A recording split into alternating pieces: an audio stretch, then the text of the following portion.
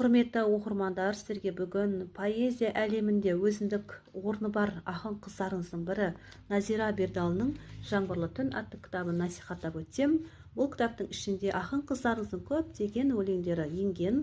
Соның бірі сіздерге оқып берейін. «Қар боп ұшып келемін» атты өлеңін қабыл алыңыздар.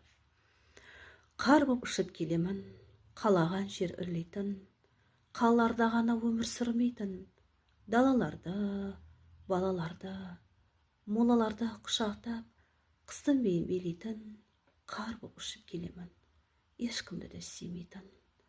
Қырау боп терезеге гүл сыздым, бұл өрнектер сезіміңіз күлсіздің.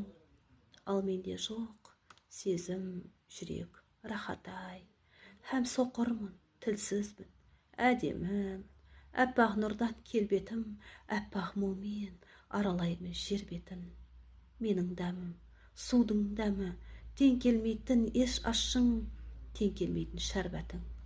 Менің мәнім, тазалықты тербету. Неге бұлай? Біле алмадым себебін.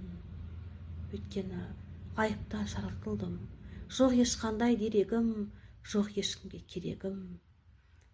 Мен суықтан қорықпаймын, себебі өзім суықпын, аспан жақта туыппын, көктем шақта өлемін.